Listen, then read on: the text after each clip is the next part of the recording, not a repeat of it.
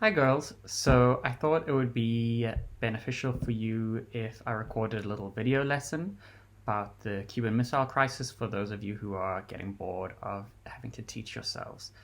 So, before we can actually get started on the Cuban Missile Crisis, we need to understand the historical context of the Cuban Missile Crisis, which is the Cold War. So, what was the Cold War?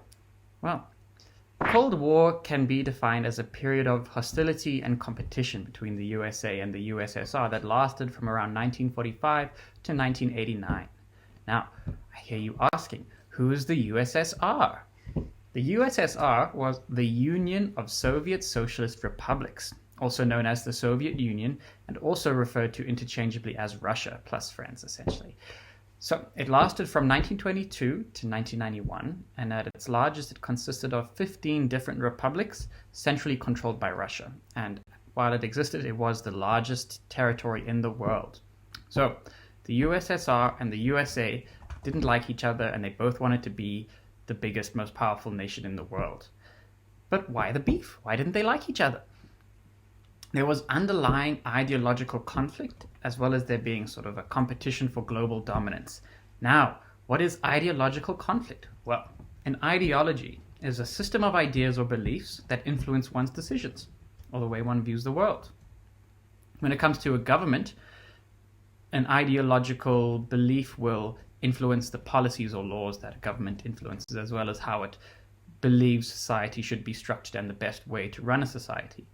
So America and Russia each had very different opposing ideas about how society functions best and how a nation should be run. And these differing ideologies were referred to as capitalism and communism. So America was a capitalist society and the USSR was a communist society. But I hear you asking, sir, what is this capitalism? Capitalism is an economic theory based on the ownership of private property and competition for profit in an unregulated market. Now, what does all of that mean? Well, most of this you'll recognize from the world around you, but the idea is that people own things. These things can be land or ideas or property or whatever it is, and they use their ownership of these things in order to compete with other individuals or companies for the consumer's money in order to make a profit in an unregulated market. So an unregulated market is one in which the government doesn't interfere, and the only laws that govern the market are the laws of supply and demand. And the idea behind competition is that if companies and individuals are competing with one another, then that will mean lower prices for consumers and more innovative products. So that's capitalism. America, capitalism. Then, the next one, communism. So communism was created as a reaction to the failings of capitalism. So communism, also referred to as socialism, even though they're slightly different things, but for all you need to know, they're the same thing. It's a political and economic theory based on common ownership of the means of production in order to create a radically equal society. So don't get confused. We'll go through this one by one. So common ownership, meaning that no individual is allowed to own things individually. Common ownership, meaning that nobody is allowed to own things for themselves, right? So this means that the land, the mineral resources, technology, all of that stuff is owned by everyone for the benefit of everyone. In practice, this means that the government owns everything and decides how the economy is run.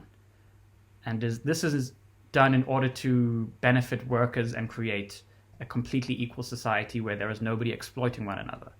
And so this means that the government decides what is to be produced, how much of it is to be produced, and and at what price it's to be sold for. So these ideas should be familiar to you from the crisis of capitalism and the Great Depression and the Russian Revolution sections that we covered in grade 11. So ideological conflict, a battle of ideas between America and their belief in capitalism and the Soviet Union and their belief in communism as the best way to run the world or a country. So this was also a competition for global dominance. Now, at the end of World War II, which is essentially when the Cold War begins, America and the USSR are the two most powerful nations on Earth, aka superpowers. Now, At the end of World War II, Europe is very poor, and because of this, America, this is where it gets complicated. Okay, so at the end of World War II, the USA and the USSR are the two most powerful nations on Earth, aka superpowers. The USSR pushes Germany out of Eastern Europe and remains in control of most of Eastern Europe after the war ends. And these countries in Eastern Europe become known as satellite states because they are essentially controlled by Russia, even though they are supposed to be independent. So they are forced to adopt communist governments, or to elect They are forced to adopt communist governments and essentially become part of the Soviet bloc, or the Soviet sphere of influence. So they get their orders and financial and military support from the Soviet Union. Western Europe is very poor after World War II because of the devastation of World War II, and the traditional European powers like Britain and France are extremely poor because of the devastation of World War II. So America steps in to sort of fill the void and realizes that if Europe is so vulnerable and fragile and poor at this moment in time, it might slip back into fascism or be swayed over to the side of communism as a means to escape its terrible situation. So America says, hang on, we need to make sure that Western Europe doesn't become communist, so we're going to give them all the financial support they need in order to maintain their very fragile democracy by supporting their economy. Because people only go towards fascism or communism when things are really dire and it seems like there's no hope, essentially. So America adopts something called the Marshall Plan, which means they will offer financial and military service for any country as long as that country remains democratic. And they also adopt something called the Truman Doctrine, Truman was the American president at the beginning of the Cold War, and the Truman Doctrine was this new stance on foreign policy held by America that they would fight the spread of communism. So they wanted to contain communism. This was also called the policy of containment. They wanted to stop communism from spreading beyond the Soviet Union and Eastern European satellite states.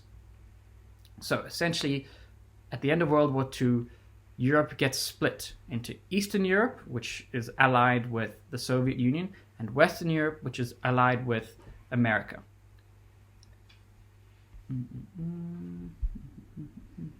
I'm listening. I'm just listening to Michelle's Hamlet as well. Okay. So the reason it's called a Cold War is because there was never any direct confrontation between America and the Soviet Union. And the reason there wasn't any direct confrontation between America and the Soviet Union was because of this idea of mutually assured destruction. Okay. What this means is that when America drops 2 atomic bombs on Japan to end World War II officially, to force Japan's surrender, this means that for a short while, America is the only nation in the world that has atomic weapons, which are more powerful than any other weapon. And so for a short while, America thinks it's going to rule the rest of the world with the threat of these nuclear weapons. But the Russians had spies in the American science community, essentially, and so they quickly acquired nuclear weapons by like 1949 or something. And so now both these two superpowers both have these terribly devastating weapons and are both kind of terrified of using them because that might probably end up in a nuclear apocalypse for the rest of the world because they have enough weapons to destroy each other over millions of times. And so this becomes something known as the arms race. They're both stockpiling weapons to try and amass more weapons than the other in order to become the most dominant power. So these arms, these nuclear weapons, are the missile part of the Cuban Missile Crisis. I think that's pretty much... And so the process of threatening one another and trying to push each other to the edge in order to force one nation to kick off this nuclear war is referred to as brinkmanship. So to push somebody to the brink means to push somebody to the edge.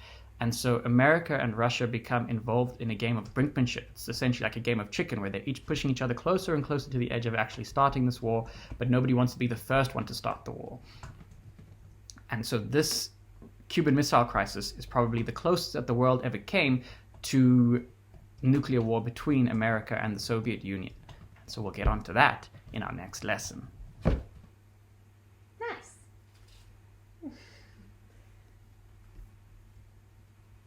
Don't forget to like and subscribe.